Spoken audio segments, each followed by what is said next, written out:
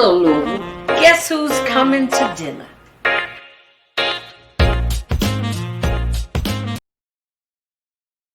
Hello, Louisville. Welcome back to Guess Who's Coming to Dinner. It's November 11th, and it's Veterans Day. It's a day that we honor and salute our veterans for their service. And today I actually went to Zachary Taylor's cemetery, and last year I found that that's where my grandfather was buried. He's a World War One veteran, so it's only right down the street. So if I didn't go visit his grave today, I think I would be banished from the Carter clan. But today I have it's a special treat, especially for Louisvillians, that we're going to pay tribute and salute our very own Dunn family. But first off, we're going to start with the one and the only, Co.l Ken Dunn. What's happening, my brother? Miss Janice Carter Miller, everything's going Yes, well. I'm here in Stafford, Virginia. Stafford, Uh, Virginia. yes, Okay. ma'am, What's man. that close to? Stafford, Virginia is exactly 40 miles south of Washington, D.C. Okay. Straight Okay. on Interstate 95 going south. And Okay. we're 10 miles south of the Quantico Marine Corps base, Okay. where I still work. I Oh, I'm okay. still I'm still I'm still employed by the Marine Corps since I retired from the military. Okay. And I work in a manpower organization, and I also teach. So I'm an adjunct faculty member at the Marine Corps University, and I teach a course uh, online right now. What's So, that? What? Tell me about this course you teach. well, in 2006, it's all your fault, Mr. Has Clinton. it anything to do with Mumford Point Marines? Yeah, yeah, it's your fault. Okay. When the great city of Louisville invited me back in 2006 to speak at the Covenant Hagen's scholarship dinner, Yes. 2006. I prepared a slideshow for that presentation, Mm-hmm. and then you came along and sang before and after, but it piqued my interest in the Montfort Point Marines to the point that I began to really study them, Okay. and as things progressed, and I began to lecture more about Montfort Point, but yours is the first one. Okay. Over the years, the university asked me to develop an elective for the Command and Staff College at the university. And they Mm. said, and I said, well, if I'm going to develop a course, it's going to be about the Montfort Point Marines. So Wow. I developed, and this is 4 years ago. So I'm in my fourth iteration of teaching the course. And the name of the course is Marine Corps Great Leaders, Montfort Point Forward. And what we do is we analyze the segregation and integration of the Marine Corps, from the Revolutionary War right on through, and when they integrated in 1941 and 1942, Mm-hmm. which your stepfather was a proud member Right. of having served at Montfort Point or trained there. And then what I do, Janice, I take the student from the beginning, the Revolutionary War, where blacks were outlawed in the Marine Corps, from the Revolutionary War all the way up to 1942, and then we analyze Montfort Point. But then we begin to talk about some of the leaders like Sergeant Major Edgar R. Huff and Sergeant Major Hashmark Johnson, who were the first black sergeants major of the Marine Corps. And I take the students all the way through, and then we begin to study the other staff non-commissioned officers and general officers, as well as other officers that have served in the Marine Corps, that is, the African Americans. And we bring them right on up to today. So Okay. that's the name of my course. And right now in my course, it's a 10 lesson course. So that's that's 8 to 10 weeks. And right now my students are they're just completing their final essays on for the course. I'll just give you some of the leaders that they're picking out: Lieutenant General Frank Peterson, Major General Jerome Cooper. Um, then we have Sergeant Major John Canley, who just was awarded the Medal of Honor here 2 years ago for his service in Vietnam. Mm-hmm. Uh, Major General Charles Bolden, our first black astronaut Okay. from the Marine Corps. So that's the name of the course. Uh, I really enjoyed teaching it. You know, Okay. I developed it. I asked all the questions, and I put whatever slant I want to on it. Uh, Yeah. so, Yeah. but that's really a result of all the things that Louisville has done in my nurturing and upbringing and background. You know, my mother's civil activism, uh, Wow. all those things that happened in Louisville rubbed off on me. And now, as a college professor, I'm able to shape those things and teach people about it. Yes, ma'am. I want to say this. If for those of you that don't know, when Ken makes reference to his mother is the one and the only Fran Dunn Thomas. Uh, my association, my connection with the Dunns is these were the first probably friends that I ever had in my life because they were my next door neighbors in Beach Terrace. Mhm. And I've been having some moments of reminiscing about different people. I interviewed Senator Neal Hmm. last week, and Right. that he too was born in Beach Terrace. Wow. And thinking about all the people that have come out of Beach Terrace, Yes, ma'am. which is now no more, but that legacy of that community, because that was truly a village that we grew up in. It was. Yes, ma'am. It Wasn't it sure a village? was. It was. And like I said, I tell the story about your mom saving me and keeping my house from burning down because I set it on fire. And uh, Miss Francis came and I said, "Would you please come?" I said, "My bathroom's on fire. Could you please come put it out?" And she came over and hysterically she took the buckets and put the fire out.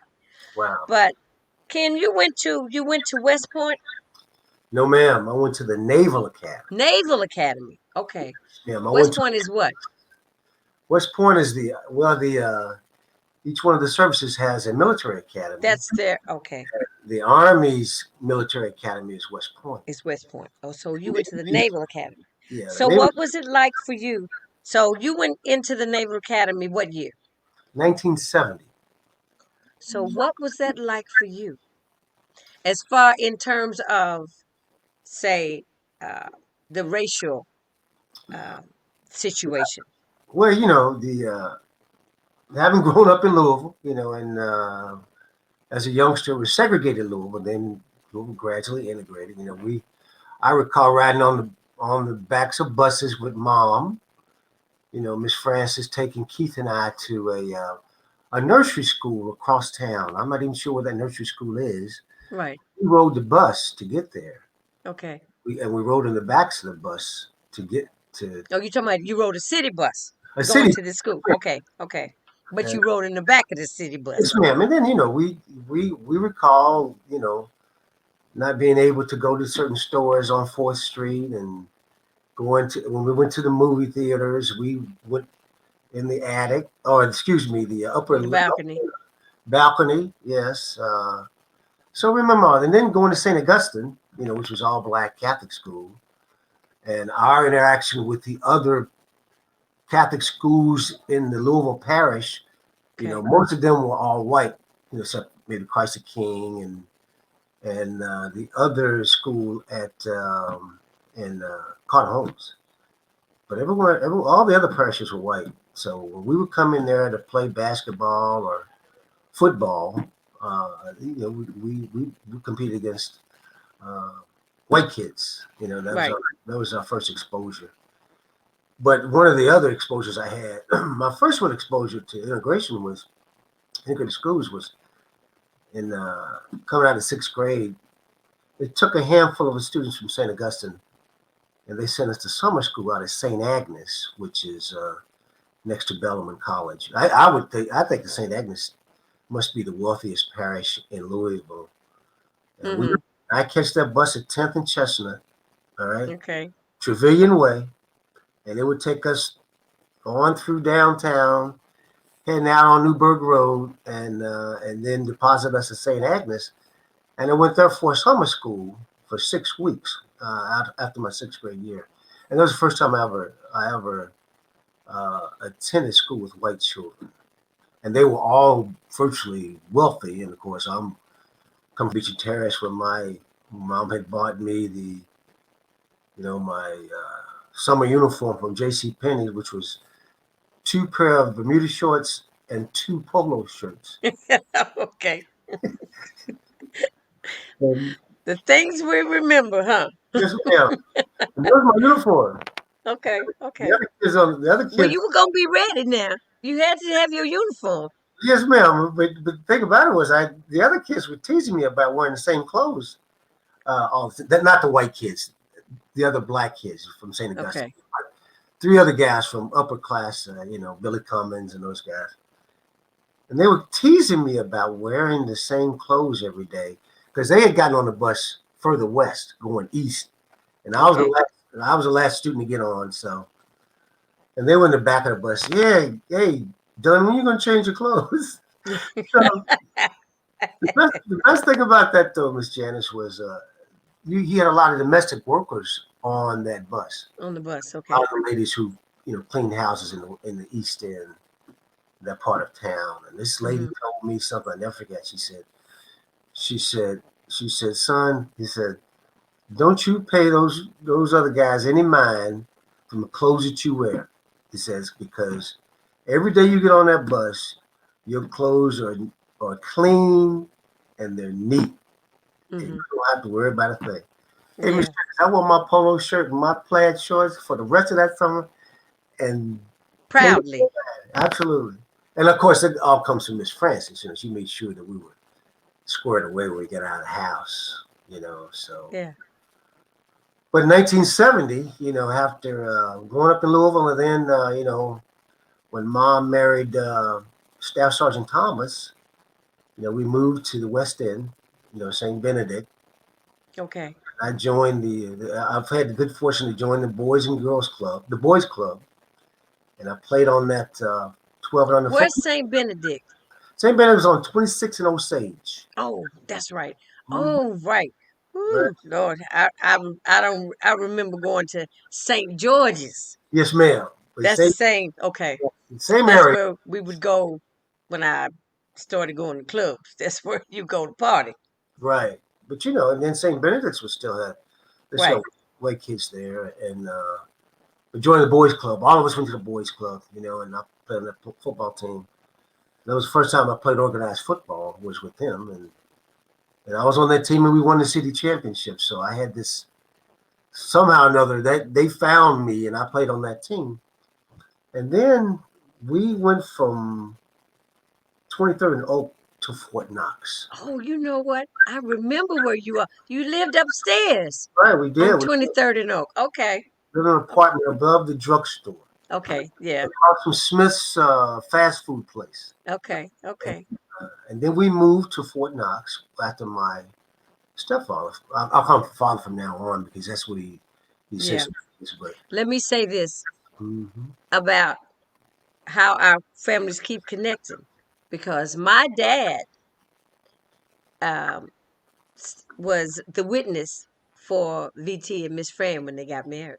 that's right. You're exactly right. That's right. In 1964, right Wow. there, right there in Beach Terrace. Wow. Okay. Go on. Woo! So then, then when Staff Sergeant Thomas returned from Vietnam, okay, then his first tour, Then we moved to Fort Knox. Okay. Me, Pam, Larry, Rodney, me, and Keith. We all Okay. You're mentioning your siblings, so let's see if we can do one of this. okay. About them? Oh, okay. Hey, what's up? There we have the baby brother, Yeah. Keith Dunn, because I got the whole Dunn clan. I couldn't just do one. I got the whole Dunn clan. I'm trying to see how many of us can get on here today. Um, Yeah. and talking about Keith, I know you heard some of what we were talking about, but Mm-hmm. also I know when you moved to Valley Station that uh, the eldest of the Dunns was my first friend. It's Pam, Mm-hmm. Mm-hmm. and Pam Mm-hmm. was also in the Army. Am I correct? In the Air Air Force. Force. Air Force. Okay, I didn't That's know right. which branch, Yes. because I came to spend a weekend with Pam, and she had me get on a horse. I told her I was afraid of horses, and she said, "Oh, well, just hold on to the reins, and it won't be a problem. Just get on the horse." Pam was a little Mm-hmm. pushy, so I said, "Pam, I'm scared of horses," but I got on this horse, and the horse got away from me.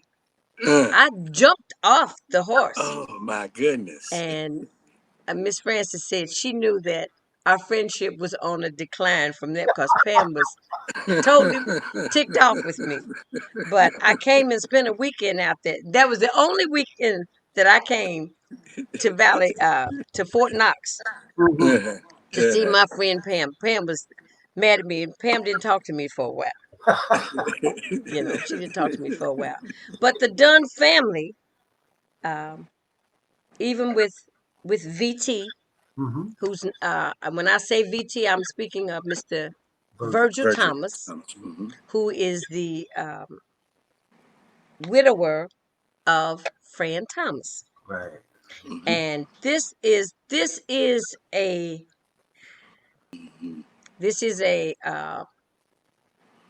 how would you describe your family? Keith, what would you say? I'd What do say you call your family? They're what? that everybody They're participated everybody. in the armed services except me. Oh, everybody was in. So Larry Everybody. was in the armed services as well. Oh yeah. Everybody. Mama. Mama was a nurse at Island Army Hospital and all that. Oh, I didn't know Yes. she was a nurse in the armed Yeah. services. I knew she was a nurse. She She's a was. nurse She, at the hospital at Fort Knox. yeah. Okay, at the hospital. Okay, okay. Yeah, and stuff like that. So Oh wow, everyone participated in the armed services except me. that's Yeah. all right. They Yeah. love you anyway. So, Ken, tell me, Uh, was there a moment? Did anything happen to you during your training, or your time in the armed services that you knew that there was a problem for blacks that were in the armed services? it's yes, that's an interesting question because I served. Went to the Naval Academy, and I was one of the first group of larger numbers of black students going to the Naval Academy in 1970 because what had happened was the Navy and the Marine Corps realized that the racial problems that they had out of Vietnam, that the way that they were going to be able to fix those problems was to bring in more black officers. So, Okay, so they began to recruit and ensure that individuals like me had an opportunity to go to the Naval Academy. Coming out of, we went to Fort Knox, and then when VT went over to Vietnam for a second tour, see, he VT was, did 2 tours in Vietnam. and listen, VT did Korea and 2 tours in Vietnam. Whoa! So he's a soldier. Oh wow, for sure. So when he went back for his second tour, that's when we moved to Valley Station. And then from there, I went to the Naval Academy, and I was, as it turns out, checking the records, I was the first black student from the state of Kentucky to go to the Naval Academy. I didn't realize that until I began to check. I was the first one, so Uh, Wow. so, so I went to Annapolis. But I don't think in my heart of hearts, Miss Janice, I don't think that I was affected very much by racism at the Naval Academy. Mostly because I felt that I was qualified. You know, I To didn't be there. say again. To be there. Yes, I felt I was more than qualified to earn an appointment to Annapolis. You know, I was a football player. Uh, Mm-hmm. most students that most students that I associated with in my company, I felt like I was just as smart as they were, maybe even smarter. Uh, Mm-hmm. so I never had a feeling they were looking down on me, and Okay. that's basically as a result of growing up in Louisville and living in Fort Knox, then Valley Station. So it And wasn't. Beecher Terrace. So that meant that you could whoop some butt if you had to. It just I just never felt that I was out of place. You know what I mean? Okay. Okay. So and I always said that my time at the Naval Academy was like almost like a racial nirvana. You know, it was good, positive. Basically, as long as you did the work at Annapolis, then you got to pass. I mean, Okay. if you weren't willing to do the work, then eventually they would kick you out. But Okay. I felt like I was able to do the work and playing football. And then now going into the Marine Corps was different though. All right, so that's where the difference is. I think, Okay. the history of the Marine Corps, which I teach. The racial history is that the Marine Corps was very very reluctant to accept Black Marines, as your stepfather could attest. And when you said you were the first black from Kentucky to go to the Naval Academy, Right. JT, my stepfather, Hmm. was one of the first to go to the Marines from Kentucky. I can believe that. Yeah. I believe that because He actually could not um, sign up in Kentucky. He had to go to Cincinnati. yeah, I can believe it. Mm, mm. So Marine Corps, but the history of the Marine Corps just said that, and the customs in the Marine Corps, they it took them much longer to integrate than the other services, and Hmm. I didn't experience. I don't think I experienced bias and discrimination in the Marine Corps until I was much more senior. As probably lieutenant colonel and colonel. There were things that I couldn't put my finger on Right. that didn't make sense. And of course, I published my book. Okay, let's talk about the book.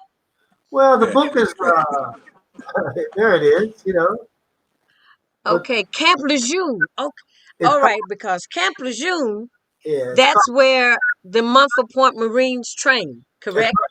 That's right. So I published this book in 2015, and it's just a journal. But you can't write a memoir, to be honest with you, as a black serviceman without mentioning race at some point. You just can't. And so those are things I mentioned in my book. But it's not a book about racism in the Marine Racism Corps. per se. Okay. It's a book about a black lieutenant colonel with a family, you know, uh, a military family, that is from mom and VT and Pam and Larry and Rodney and Keith. Now, Keith, see, I didn't know Rodney was in the military. well, here's the thing. Now, let's just take a step back, all right? And here it is. You got Okay. Virgil Thomas, all right? Okay. He's Korea and 2 tours in Vietnam, soldier. Our mother was a civilian nurse at Ireland Army Hospital at Fort Knox, so she was, Okay. doing a lot of military types of things. Pamela joined the Air Force the year I graduated from the Naval Academy, and she served 22 years in Air Force. Wow. And she retired and lived, came back to Louisville, and then she passed away in 2007. Right? She has Yes. a son, Sean, who's retired senior master sergeant in the Air Force, lives in El Paso. And then Larry was drafted in 1967, so he went to Vietnam. Okay. Right? So And then, Larry and VT went yeah, to Vietnam. no, yeah, they did. They Yeah. did. They did. Okay. Then Rodney, when he graduated from Eastern, he was in ROTC, all right, and he came into the Army as a lieutenant, left as a captain. I think Rodney served 6 years in the Army. Okay, Okay. so and then there was me, and then like I said, Keith is pseudo military. He's like a commander in chief of everybody. Well, he runs a pretty tight ship down here in Louisville, Kentucky. He does. He does. Yeah. I mean, Keith Yes, and I got a lot closer when he was kind of doing the caregiving things with Miss Fran, yes, ma'am. Yeah. and I was doing the caregiving with Miss Emily. Right. Right. Right. So Right.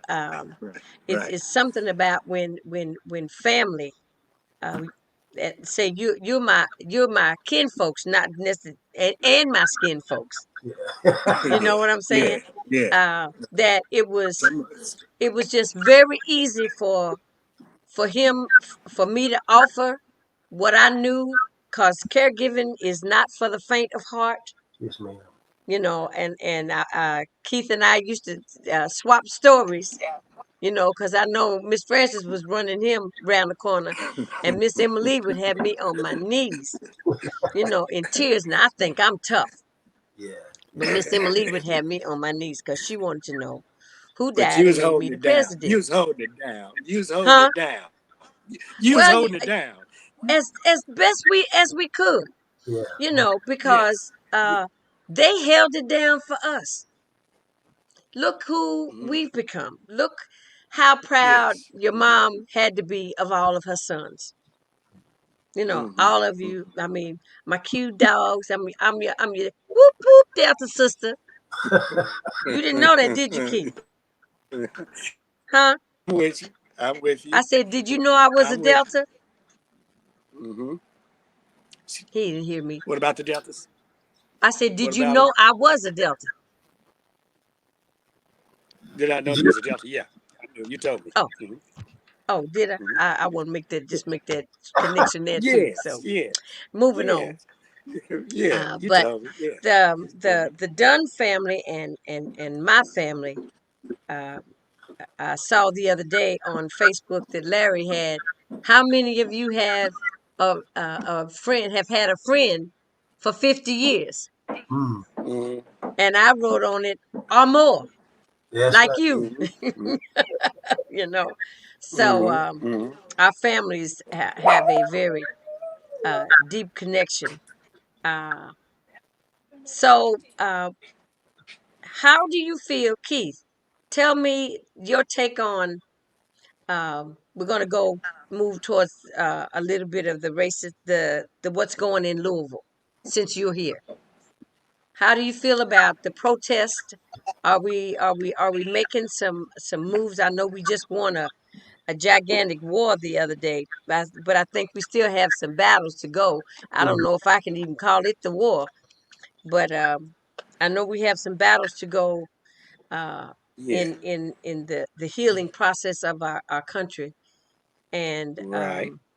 we need to find some solutions to keep so that our black men and women are not just um, their lives are not just snuffed out Mhm. because of the color of their skin. We've got to get past that some kind of way, but Uh, we can't get past it until we have what the show Guess Who's Coming to Dinner is right. supposed to do. Until we address that, You're it has to be addressed. We cannot just say, well, I really don't, people used to say, well, I don't talk about religion or politics. Well, we're not going to talk about religion, and we don't have to talk about politics. Let's talk about race. you mm-hmm. know Mm-hmm. just be Mm-hmm. real about it, because um we have a problem, and it just didn't start. It just has bubbled over. Anytime the television shows you black men and women dying on TV, that's we've got to move from that. It's not a I sprint. did ask you a This is question, not a Keith. sprint. This is Huh? not a sprint. This is not. No, This isn't a no, it's sprint. not a sprint. It's not. It's not a sprint. This is not Turn a your mic up sprint. some. I can It's a I can't long hear distance you journey. too well. Okay, it's a long distance journey. and it's Okay. not a sprint. It's just part of it right now, and Right. it's step by step. And obviously, some injustices have been prevailed, have been shown, and then Hmm. therefore these young folks ain't taking it. They ain't taking this stuff No. no more, you know. No. And but we still have to. It's like a wild horse, though. You still gotta keep your reins on it to make sure that they know which way to go, which way to go on the track. You know what I Right. mean? So Right. that, that's all it is. It's just not a sprint. This is a journey, and it's one step at a time. That's the way I feel about it. Okay. You know, Okay. Well, it does that make sure is sense? a journey. Well, I was just able to exhale. I Mm. felt like, Mm-hmm. that all the air had been almost sucked out of the universe from not Mm-hmm. knowing from one day to the next what was Yeah. happening to my people, Mm-hmm. what was happening to the rights that we fought for uh, back in the 60s, Mm. uh, Mm-hmm. Mm-hmm. and that we're still fighting though for those same rights today because some of them have been rolled back. So on Veterans Day, it would seem that this would be, Ken, maybe you can address this, that this would be a day that um, that we could come together more so as a country because we have um, military service in common. Mm-hmm. I mean, I don't know how many other countries that have oppressed a race of people that will stand up and fight for that country, Right. like Black Americans have done um, in the United States. Right. How you know how we can still forgive. Mm.